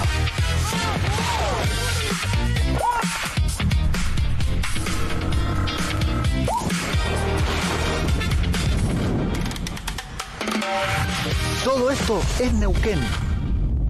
Siempre hay algo detrás que ayuda a que las cosas sucedan. Y eso es lo que hacemos. Detrás de un buen asesoramiento financiero está la entidad líder del Cono Sur. Puente. Milei grita, insulta y fantasea agresiones extranjeras. En noticias de esta semana, los argentinos somos derechos y humanos. Similitudes con la estrategia patriótica de Videla. Las pruebas de que la campaña anti-argentina no existió. Chauvinismo bobo y crisis con Brasil. Además, Sergio Massa, inesperado plan volver. El boom de las celebrities al frente de documentales y madres tardías. La nueva juventud. Revista Noticias. Entender cambia la vida. ¿Necesitas llegar tranquilo a fin de mes? Tené un préstamo 100% online con WeCred. Te damos un préstamo personal de hasta 600.000 pesos. Acreditación por CBU dentro de las 48 horas. Mínimos requisitos. Cuotas fijas en pesos. Rápido, simple y seguro. Ingresá ahora en wecred.com.ar.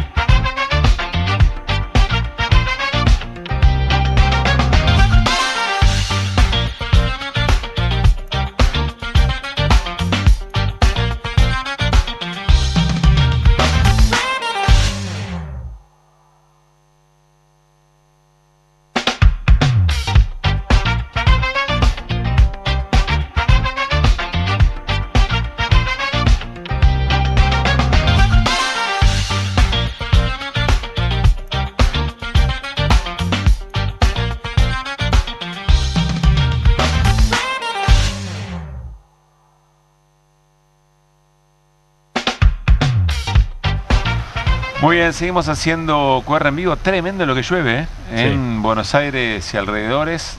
Alerta naranja en el AMBA, en distintas zonas de distintas provincias en los alrededores, costa atlántica. Hay que tener mucha precaución. Bueno, lo estarán viviendo ustedes mismos. Acá no lo tomo el micrófono, pero escuchamos la cortina de agua. Bueno, quiero que compartamos, llegó el momento Caruso, quiero que compartamos y digamos lo que nos pasa con la crisis migratoria que está ocurriendo en este momento entre Marruecos y España, pero es la crisis migratoria de nuestra humanidad, digamos, ¿no? Este es el momento, o por estas horas, el momento de mayor tensión en las ciudades de Ceuta. En la ciudad de Ceuta, en realidad, iba a decir que Ceuta y Melilla son dos ciudades españolas que están en el extremo norte de Marruecos. Ya uno ve el mapa y dice, che, acá algo raro pasó, ¿no? Y no son ciudades reconocidas como colonias, son ciudades autónomas que pertenecen a España. Ahí está el mapa.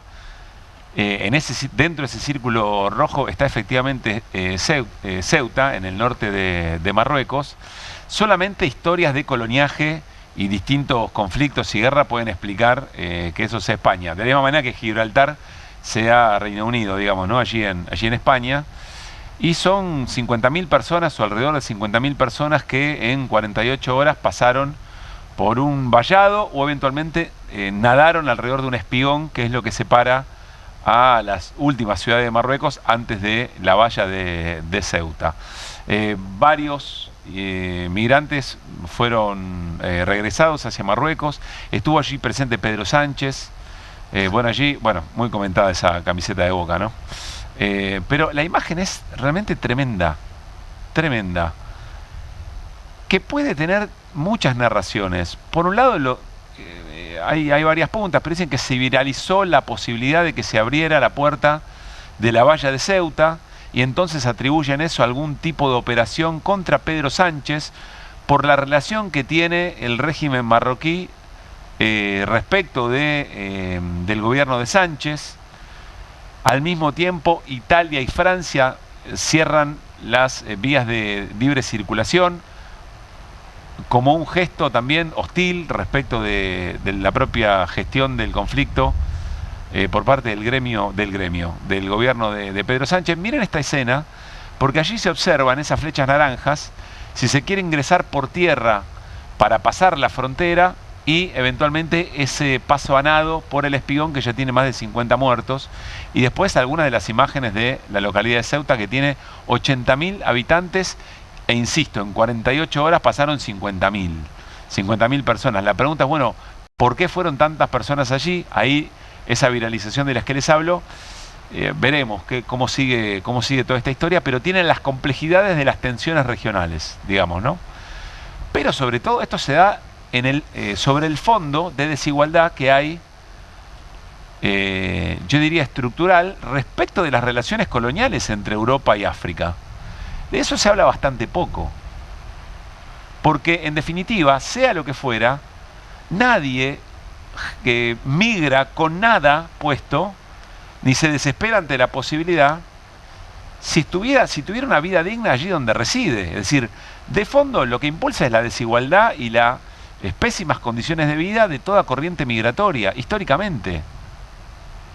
Las personas que migran de esa manera y dejan atrás sus vínculos familiares, su arraigo con su tierra, sus relaciones, amistades, si efectivamente no estarían buscando un destino mejor en el marco de la desesperación. Bueno, esta es una historia que hay que ver cómo sigue, pero por supuesto queríamos darle un lugar privilegiado en nuestro QR de viernes. De las cosas más estructurales, nos vamos a esas pequeñas historias que cuentan la parte por el todo, digamos, ¿no?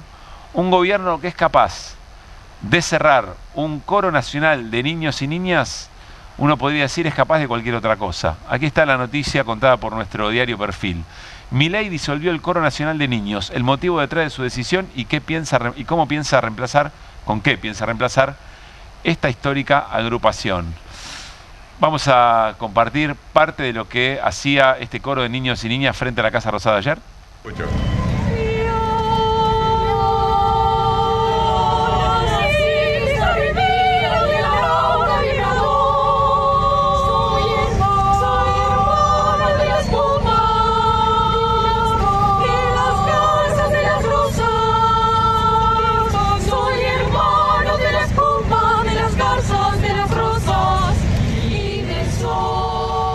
Fabián Wellman, gran abrazo a nuestro compañero que hizo ese registro, tomó ese registro como parte de la medida. Y ese es el registro, el de Fabián, el que circula, porque nadie más hizo mucho eco de la información. ¿Qué es lo que dice el gobierno? No, en realidad vamos a reestructurar, pero ¿cómo es una reestructuración que tiene cierto cuidado y empatía con lo que se hace, que cuando llegan a ensayar, 2 docentes creo que son, y el cuerpo de niños está todo cerrado y no pueden... Si vos lo querés y lo cuidás, no lo haces de esa manera, hay muchos elementos para pensar que eso no va a ocurrir. O que lo que vaya a ocurrir nada tiene que ver con la experiencia de tantos años, décadas, y lo que significa en términos de conexión grupal, que implica la experiencia de ser parte de un coro. Habló Santilli sobre el tema, el jefe de gabinete. A ver. Hay algo que he visto, que usted firmó un decreto disolviendo, eliminando el Coro Nacional de Niños. ¿Eso es cierto? No tiene que ver con eso. Tiene que ver, porque eso es lo que pasó ayer. Ayer me contaron que estaba el Coro de Niños. Lo que ha pasado es que con la nueva legislación laboral, el problema que vos tenés es que no podés tener menores de edad cobrando del Estado. Entonces hay que buscar un mecanismo diferenciador distinto para que, no digo la palabra, no es subsidio, aquella beca, aquella situación llegue de otra manera a los jóvenes, en este caso, que forman parte del Coro de Niños. No sé si es el caso, no sé si el repertorio lo incluye, pero si alguna vez necesita una guitarra, va Santilli, claro, ¿no? Sí. A acompañar efectivamente al coro. Sí, le costó mucho, era bastante fácil la respuesta. Digo, lo cambiás por una beca si no, claro, no pueden cobrar efectivamente por la reforma laboral niños, menores de edad. Acá hay claramente una voluntad de que no continúe. Y además con el porcentaje de humanidad que le quede al gobierno, claro, si es que efectivamente lo tiene, junta a las autoridades, a los pies, dicen, miren, tenemos que hacer este cambio, así que lo vamos a hacer de esta manera, y no hubiera habido protesta. O un mail, manda un mail por lo menos. Ni un mail, ¿no? Mandó. Claro, porque no habría protesta si eso efectivamente iba a ser así.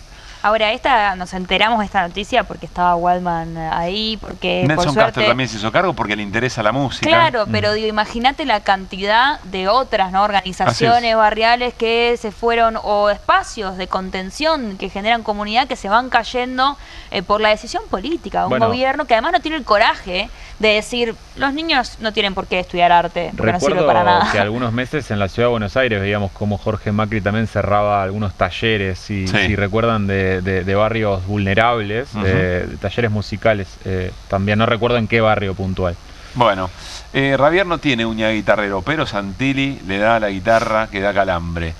Antes de ir a la pausa y les contamos lo que viene a continuación, algunas imágenes de la lluvia torrencial en Buenos Aires y alrededores. Recuerden, alerta naranja, miren ese cielo, ¿no? Alerta naranja que implica, algunos riesgos para la población, y por supuesto esperar que la cantidad de agua que caiga no genere mayores problemas a las familias que tienen siempre menos defensas para estas cosas. Se habla de un pronóstico entre 40 y 80 milímetros, que es un montón en la cantidad de agua que puede caer en este rato, así que atención. Bueno, nos vamos a ir a la pausa. Cuando volvamos, vamos a compartir con ustedes tramos de nuestra entrevista en Gente que Dice, en Florial, el canal de stream del Centro Cultural de la Cooperación, con José María Muscari, porque mañana estrena en el Centro Cultural de la Cooperación Lucio y Yo, que reflexiona sobre la paternidad, el sistema de adopción, y es una experiencia personal, la del propio Muscari, muy interesante. Vamos a compartir con ustedes los momentos más conmovedores de esa charla que tuvimos hace un tiempo. Pausa y seguimos haciendo QR. Para vos, ¿cómo son los créditos personales Credicop? Y son rápidos. Lo pedí hoy. Me llevo esta. Credicop, alto crédito. ¿La cuota? Baja. Baja no, bajísima. Chicos, cuidado. Y sí, con Banco Credicop tenés los mejores créditos personales para hacer realidad esos proyectos que tanto esperabas. Movete a Credicop. Movete a un banco distinto. Banco Credicop Cooperativo. La banca solidaria. Para más información, ingresá en bancocredicop.co. ¿Pensás que las subastas no son para vos? Son para todos, porque podés comprar y vender desde donde estés de manera rápida, fácil y confiable. ¿Querés participar de nuestra próxima subasta? Pilar, contamos con Mimuni, nuestra herramienta digital de atención ciudadana para solicitar turnos, realizar trámites y gestionar reclamos de manera ágil y cercana. Descárgate la app o chatea con nosotros por WhatsApp a través de 11 52 38 68 64. Las 24 horas del día. También podés acercarte a cualquiera de nuestros puntos Muni de lunes a viernes de 8 a 18 horas y los sábados de 9 a 15 horas. En Pilar seguimos acercando el Estado a todos y todas las pilarenses. Pilar presente con futuro. Escobar no para de crecer en obras, salud, educación, seguridad, cultura, deporte, en cuidado del ambiente y recursos naturales. Escobar no para de crecer en la promoción del desarrollo local con políticas que fomentan la producción y el empleo, el acceso a la vivienda y a mejores condiciones de vida como las cloacas y el agua corriente. Seguimos consolidando este proyecto de transformación. El futuro en nuestras manos. Escobar Municipio.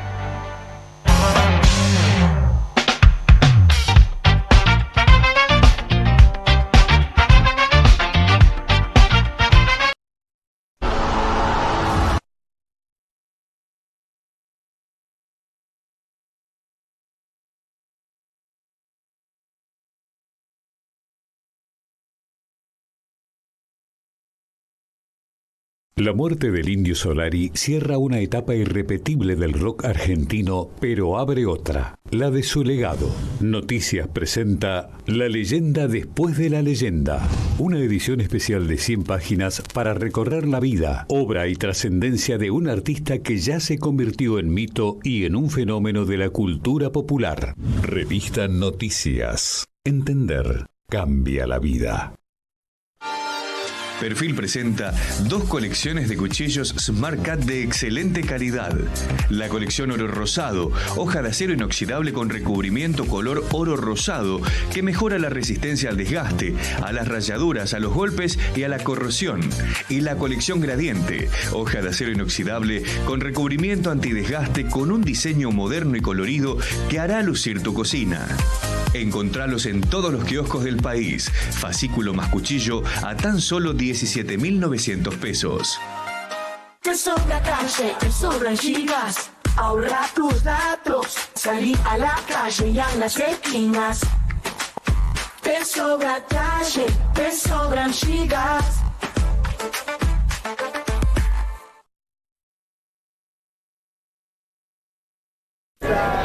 Imagínate vivir en Suiza y perderte de esto. Perderte del ingenio argentino, Airport Office, para ganar vacaciones. De probarte todo hasta el último minuto. ¿Gata? ¡Nico! Sí, hice lo mismo, ya lo vacié. No. De ir al aeropuerto, todos juntos. ¿Vinieron todos? Esos colores en todos lados. 35 aeropuertos tan argentinos como su gente. Hacemos de cada aeropuerto tu aeropuerto. Aeropuertos Argentina.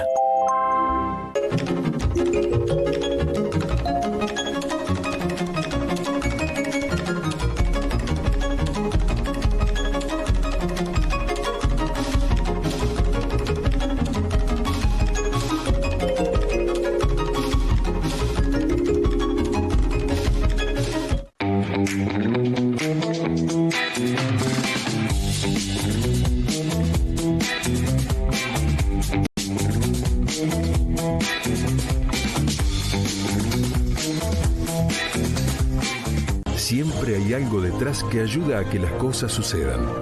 Y eso es lo que hacemos. Detrás de un buen asesoramiento financiero está la entidad líder del Cono Sur. Puente.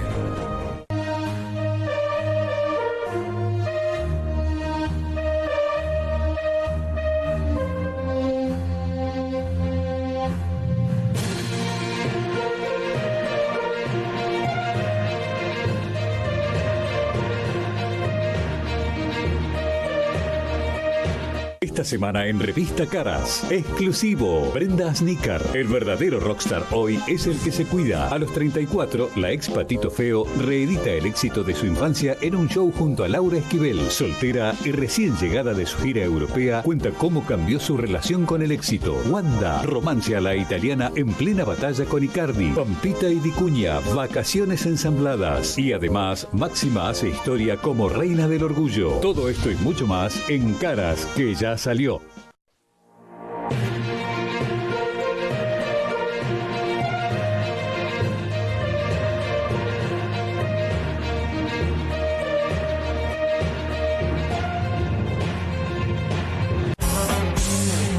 José María Muscari.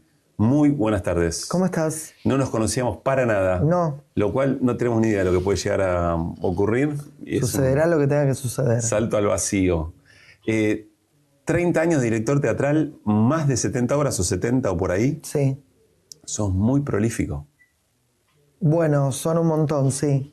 No lo pienso mucho. Este año lo estoy pensando. ¿Por qué? Un poco porque cumplo 50 años como persona, 30 como director y cuando estrene en agosto Lucio y yo, mi obra número 75.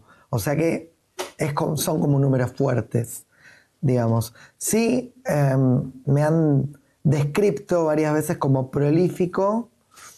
No es un término en el que yo piense mucho, porque pienso más como en mis ganas, y es como que siempre tengo ganas de hacer. Claro. Entonces termino una y estoy gestando la siguiente, o organizo mucho mi año, ya bueno, en tal fecha estreno tal obra, en tal otra, y se me juntan 3 o 4 obras por año. Además no vi ni a palos ni la mitad de las cosas que pusiste en cartel. Estaría bueno hacer me un gustaría concurso, tener el tiempo para hacerlo. A ver quién será la persona que más obras mías vio. No está mal. No, está bueno. Pero bueno, es la vida de estos tiempos también. Y al ser más generalista es como que la cercanía al teatro es más de como ser humano más que como profesional de esto. Pero no es que vos haces obras tipo en serie. En cada una ponés algo evidentemente tuyo y eso me parece le da, no sé si otro valor, pero le da otro carácter a ese recorrido. Bueno, yo trato de que cada espectáculo mío me lleve a un lugar diferente del ya transitado. ¿A vos? Sí, me aburre mucho la posibilidad de repetirme, no me gusta.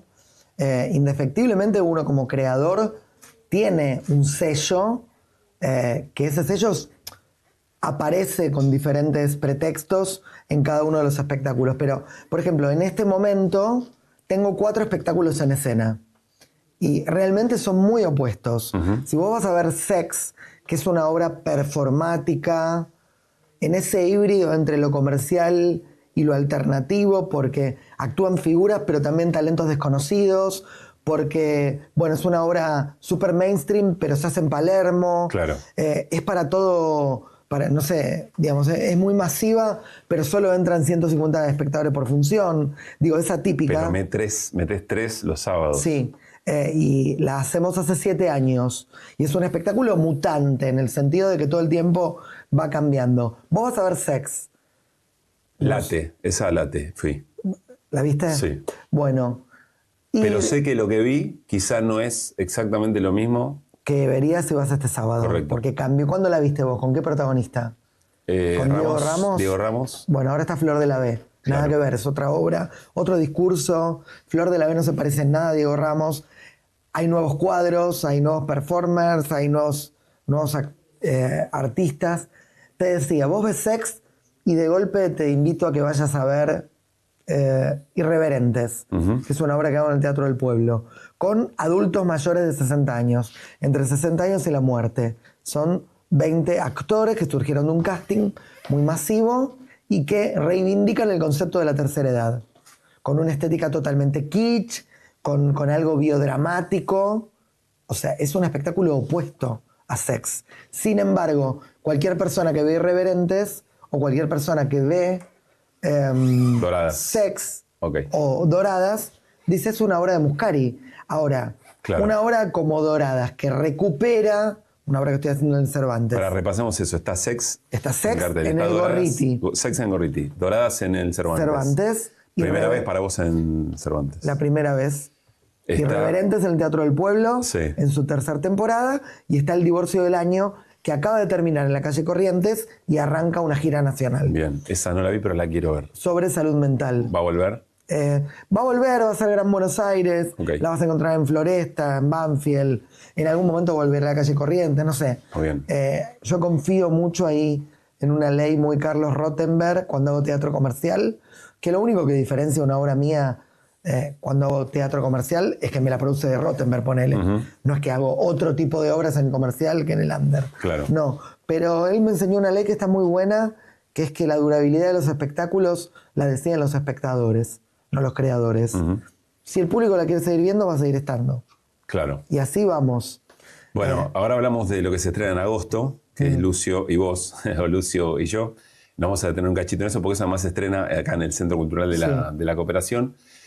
Pero recién quiero juntar esto que vos decías, no quiero producir algo, dirigir algo que me aburra. Y además hay una característica común que de alguna manera incomodás en cada cosa que haces por alguna razón. No es algo que busque. No lo digo para mal. No es algo que busque, ni tampoco algo que me proponga, tipo, incomodar. No. Es más, muchas veces fui tildado como de transgresor, rupturista, diferente, no sé. Voy pensando en términos que escuché, ¿no? Sí. Y en realidad yo no me quiero diferenciar de nada ni de nadie, no quiero romper nada, no me siento un diferente en nada, sino que creo que tengo una verdadera escucha, muy sincera conmigo, poco especulativa en relación al medio, y hago lo que verdaderamente tengo ganas de hacer. O sea, todo el mundo que va a ver El Divorcio del Año sale muy choqueado porque dice, ay, pensé que era una comedia sobre una pareja que se separaba. Es una comedia sobre una pareja que se separa, pero el tema de fondo de la obra, que lo anuncié desde la primera vez, pero no sé por qué extraña razón, la gente cree que no va a pasar, es sobre salud mental. Y entonces es muy fuerte el espectáculo, de la misma manera que era muy fuerte ir a ver Perdidamente en el Teatro Comercial y que por primera vez se toque el Alzheimer en una comedia con actrices como Leonor Benedetto o Ana María Picchio, que están muy cerca de lo que podría ser una persona que tiene Alzheimer, por lo cual era muy choqueante ver a Benedetto actuando esa jueza que de golpe no sabía quién era. Claro. Eso es porque, por ejemplo, en el caso de la salud mental o el Alzheimer, ¿te tocó a vos? No digo que te haya pasado, pero ¿te atravesó a vos en ese momento o sentís que ahí está en la conversación social? ¿Sentís que de alguna manera se...? Un poco y un poco. Yo creo que porque de las dos cosas se habló bastante, o me parece a mí que en la charla pública estuvieron bastante. Sí, no me quiero poner ninguna cocarda, pero el tema del Alzheimer creo que se empezó a tocar a partir de la obra.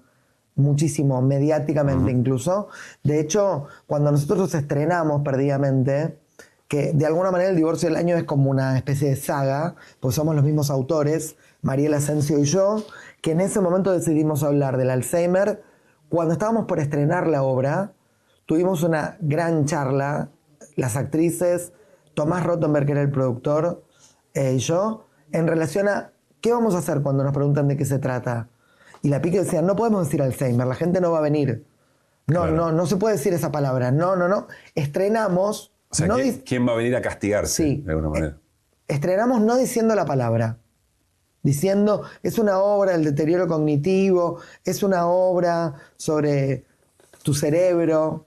Claro, cuando la obra se estrenó, se convirtió rápidamente en un éxito y todo el mundo decía la obra del Alzheimer. Y te hacían una nota y cómo es tocar el Alzheimer. Entonces, aunque vos no lo hubieras dicho, ya estaba instalado. Por lo cual la vida nos dio una especie de lección en relación a, bueno, es sobre esto y hay que jugársela y hay que bancar los trapos, aunque sea teatro comercial, sea en la calle Corrientes y esté ese prejuicio de tipo la gente se quiere ir a reír. Yo creo que hay un público, al menos el público que sigue un poco lo que yo hago, que no quieren solo irse a reír. Yo hice un par de obras, entre comillas, más frívolas, más superficiales, más superfluas, no fueron mis éxitos. Esas de reír. Si yo te nombro mis éxitos, te hablo de La Casa de Bernarda Alba, o sea, 4 años en escena haciendo Lorca. Te puedo hablar de Casa Valentina, una obra sobre un tema absolutamente marginal, como es el crossdresser. Hombres que están casados heterosexuales y se disfrazan de mujeres escondidas de su mujer o de su familia. O sea, no es un tema popular. Para nada. Bueno, superiormente Alzheimer, éxito, ¿entendés? Vos vas haciendo también una lectura. Tengo muchas preguntas en el mismo sentido. Primero, ¿cómo considerás vos un éxito de lo que haces? ¿Es en función de lo que vendés, de lo que se queda? O no sé, vas a la obra, ves lo que pasa ahí y decís acá hice un éxito. Es muy difícil decir... Para vos, no para lo que leemos de afuera. Yo creo que soy una persona exitista, soy una persona bastante atravesada por haber tenido muchos éxitos, por suerte, toco madera, ojalá que siga sucediendo. Entonces, a ver, le he encontrado el valor noble que han tenido algunos espectáculos míos que no han funcionado, por los que yo tengo un afecto. Claro. Pero también esos espectáculos que no funcionaron, quizás porque soy muy autoexigente, también les veía muy la pata de por qué no funcionaban. O lo que uno cree de por qué no funcionan, porque nunca sabés por qué algo funciona y algo no. Todas las razones por las cuales yo te puedo decir que hoy, a 7 años de su estreno, Sex sigue siendo un éxito, si hubiera sido un fracaso, yo te las puedo nombrar como fenómeno del fracaso también. Claro. Digo, bueno, es una obra de sexo, es una obra que no es convencional, es una obra donde está actuada por famosos, es una obra en donde te sentás en la mesa y podés tomar un champagne, es una obra envolvente. Sí, todo eso la convirtió en un éxito, y si no hubiera ido nadie, yo te podría decir, y sí, porque era una obra de sexo, y porque es envolvente, y porque no es teatro y te tomás una copa de champagne mientras ves la obra, y porque está actuada por famosos. Todo lo mismo podría haber sido el éxito o el fracaso, nunca se sabe.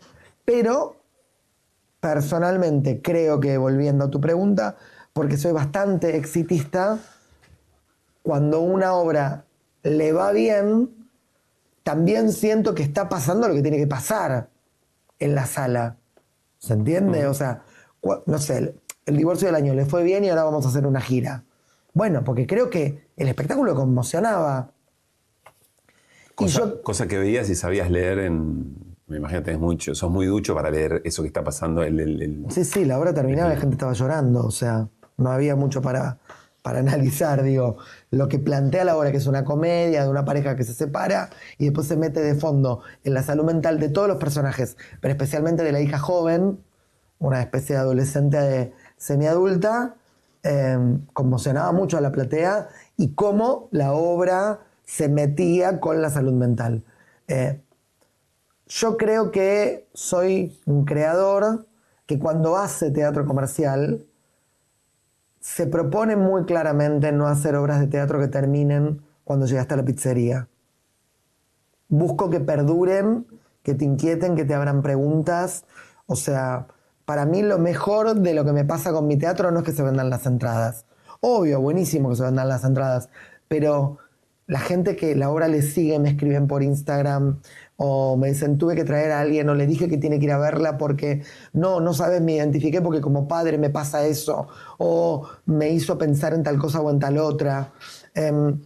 Y volviendo un poco a lo que te decía antes, hablamos bastante ahora del divorcio del año, que arranca la gira. Si vos vas a ver, no sé, Doradas, que es una obra de recuperación, en un punto de resignificación de esas actrices, esos talentos que tienen el pretexto de actuar por primera vez en el Cervantes, al igual que yo, cuando después de muchos años que presento proyectos, nunca me decían que sí en el Cervantes. Me dijeron que sí a dije, bueno, me pongo la ley de que vengan 5, que son los puestos de trabajo que tengo para dar, que nunca hayan estado en este teatro. O sea, que les pase lo mismo que a mí, que les mueva algo venir a actuar acá. Y la obra no se parece en nada a El Mundo de Sex, o a Irreverentes, o a El Divorcio del Año. Son obras que realmente van por carriles muy diferentes, estéticos, conceptuales, y sin embargo cualquier persona que ve Doradas dice, es muy de Muscari. Pero cuando ven Sex también. José María, ¿en qué momento de tu vida, y yo me imagino que eso no es solo para escribir teatro, ¿en qué momento te diste cuenta o confiaste ciegamente en tu intuición? En eso que lo mencionaste un par de veces, que vos sentís que es por ahí y fuiste por ahí y no dudaste. Desde muy joven. Parece ser como tu superpoder, digamos. Yo empecé a dirigir muy joven, a los 18 años, y durante casi 15 años eso convivió con actuar. Después La Pulseada la ganó el director. Ahora hace mucho tiempo que no actúo, tengo el deseo de volver a actuar. Ahora hace más de 10 años que no actúo. Pero hacer espectáculos, irme como empoderando en un punto en relación a lo que yo me propongo y lograrlo, o a generar un espectáculo y que el público venga, o la buena repercusión de la crítica o del medio especializado, fueron creando o plantando en mí como una semilla de confianza que fue como solidificando el decir, bueno, para. Tú estás loquito, no estás, tan raro, esto que querés hacer no es, o sea... Pero fue muy temprano. Sí, desde que arranqué, hay cosas que me costaron mucho más, no sé, yo empecé a dirigir a mis 18 años, a mis 22 años hice un gran fracaso en el teatro comercial y hasta mis 28 años... ¿Qué fue cuál? El primer fracaso fue Desangradas en Glamour.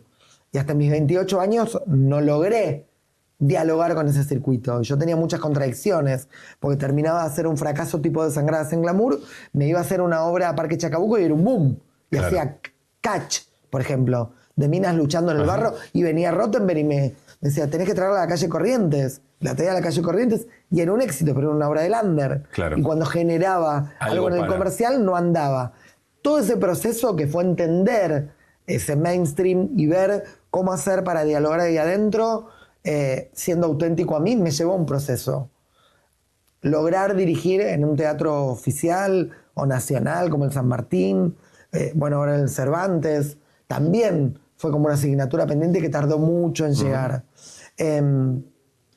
Durante mucho tiempo, con mi actividad comercial, dejé el mundo del under, volví hace 2 años con Irreverentes y como que se revalidó algo ahí, pero volviendo a lo que te decía antes, una de las cosas que más me gustan de este presente es que las cuatro obras que tengo abarcan los 4 posibles circuitos de teatro que hay. O sea, El Divorcio del Año, que es teatro puramente comercial, actores famosos, Fabián Vena, Juan Palomino, Ernestina Pais, Romina Gaetani, Rochi Garzábal, en la calle Corrientes. Teatro oficial, nacional, sería el Teatro Nacional Cervantes con esas 5 actrices en el Cervantes. Teatro under, actores desconocidos, haciendo Irreverentes, surgidos de un casting en el Teatro del Pueblo, con entradas populares, como es el Teatro Independiente. Y esa especie de indefinido que es Sex, que pivotea entre el mainstream y el off. La posibilidad de tener 4 obras tan diferentes y que las 4 abarquen cada una un circuito, para mí también dice muy claramente quién soy. Viste, como bueno, no soy la persona que dirige famosos en la calle Corrientes, ni tampoco soy el pibe que a los 18 años dirigía solo a desconocidos. Sí, a mí me impacta mucho eso porque hoy es lo que construiste, pero para llegar a ese lugar también tuviste que confiar permanentemente en eso. Y en una de las notas que hiciste respecto de la construcción del vínculo con Lucio, ahora nos vamos a ir metiendo en la obra, en un momento no me acuerdo cuál fue la pregunta, no sé si te preguntaron qué quisieras que le quede como mensaje de vida o algo así, pero dijiste, lo que quieras, dale para adelante, confía en eso. Y me da la sensación que ahí hay un origen de un montón de cosas, no solo de lo que haces como profesional, como teatrero. Ahí hay un secreto que nos cuesta un montón. Es como si la sociedad todo el tiempo estuviera bombardeando eso, ¿viste? Esa voz interna que te dice, che, es por ahí, si vos sabés que es por ahí. Sí, yo creo que tiene mucho que ver con las niñeces.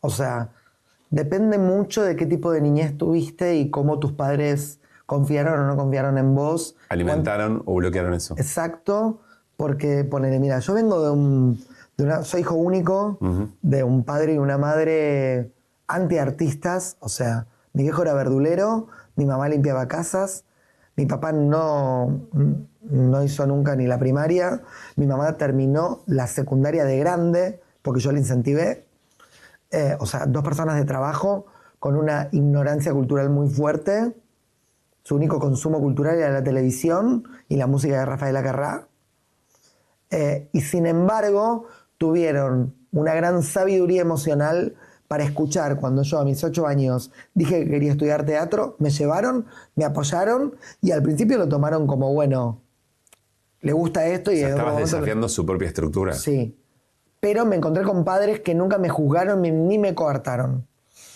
Y en ese sentido trato que eso signe un poco mi paternidad con Lucio, ¿no? O sea, Lucio ahora, por ejemplo, quiere ser piloto de avión. Está estudiando para ser piloto de avión y tipo, yo lo incentivo todos los días con que es re posible. Listo, que vaya al curso, que aprenda, que vuele, que anote sus cosas, que estudie. En definitiva es decidirte y hacerlo y después, ¿no? En la vida. Sí, totalmente. ¿Qué querés contar en Lucio y yo? Te pregunto esto porque desde todo lo que contaste del proceso de adopción, desde que vos querías ser papá, desde el encuentro con Lucio en Corrientes, desde el rol de la jueza, que me parece una cosa extraordinaria. No sé si va a entrar en la charla, pero viste, hay una cosa de construcción de sentido colectiva. Si no lo hablamos ahora, busquen las cosas que contó José María respecto de esa jueza de adopción que tuvo como un giro muy interesante para la posibilidad... Carolina Macarraín. Para la posibilidad de adopción de un pibe adolescente que tenía 15. Sí, 14 en ese momento. Todo eso lo contaste un montón. Y me encantó además cómo manejaste los límites entre esto lo cuento y cosas que se van reservando. ¿Pero 2 o 3 años ya? ¿Juntos? Sí. Como familia, vamos camino a los 3 años. Bueno, camino a los 3 años, ¿qué querés contar en la obra? ¿Querés mostrar todo eso o hay algo más después del camino recorrido? Hay algo que es muy loco, que es que la obra para mí es una especie de...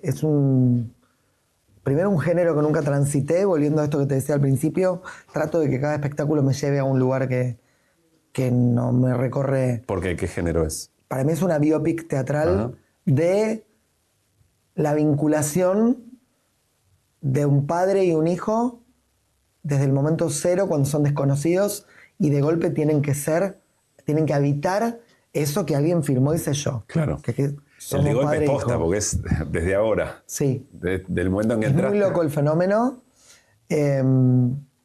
Por el otro lado, digamos, ese es el gran tema de la obra. La obra después tiene muchos subtemas y, por supuesto, nada, el choque existente entre una persona de casi 50 años y un pibe de 15. Claro. Que eso está buenísimo también para mí, re atractivo del espectáculo. Y por el otro lado, tiene algo muy luminoso, muy esperanzador. Es una obra muy sensible, que no es una palabra que defina mi teatro. Mi teatro es más como estos adjetivos que teníamos antes, ¿no? Como rupturista, diferente, provocador, sorpresivo, explosivo. Esas palabras me resuenan más con mi teatro. Sensible, no. Biopic, no. Verídico, no. No me resuena. No es tan de mi teatro y, sin embargo, Lucio y yo es eso. Es una especie de crónica del vínculo de Lucio y yo cuando él llegó a mi vida y yo llegué a su vida, y sobre todo del derrotero de ese primer año en donde 2 personas desconocidas tienen que hacerse cargo de lo que eligieron, cada uno con su edad. Uno ser padre y el otro ser hijo. Para mí está buenísima. Claro, porque ahí hay un elegirse doble. Sí, más allá de la historia típica que tiene mi hijo, que como vos enunciaste, es el primer niño de la historia de la adopción en la Argentina, en donde una jueza, Carolina Macarraín, una jueza correntina, tomó una decisión extraordinaria por fuera del protocolo, no apoyada en ninguna base que lo permita, digamos, que era hacer un video con Lucio en primera persona donde él mostrara su cara, su identidad, con la anuencia de él, ¿no? Claro. O sea, él decidió participar y hacerlo y contar su historia. Su historia es que él estaba en una búsqueda de familia, que él estaba en el registro, en el RUAGA, en el registro de padres, de familias para que lo adopten, y no había nadie inscrito desde hacía muchos meses, 8 o 9 meses, ni una persona. Nadie de todas las personas que estaban inscriptos para querer ser padres o madres macheaban con un adolescente de esas características. Se sabe, ¿no? O por miedo, por lo que fuera, siempre las familias buscan lo más chiquitos posible. Sí. Y uno imagina que la jueza entendió que había que hacer un movimiento original para que efectivamente ese encuentro se... Yo creo que la jueza fue muy perceptiva y dijo, si a este pibe lo escuchan, lo van a adoptar. Y entonces se la jugó con esta decisión bastante controversial judicialmente. ¿Sabes si la criticaron por eso? Sí, muchísimo, tuvo muchos problemas. El tema obviamente tuvo una sobreexposición inmediata porque el video de mi hijo se volvió viral. En ese momento no era mi hijo, era Lucio, el chico que buscaba familia, y de no tener nada pasó a tener 130 familias que lo querían adoptar.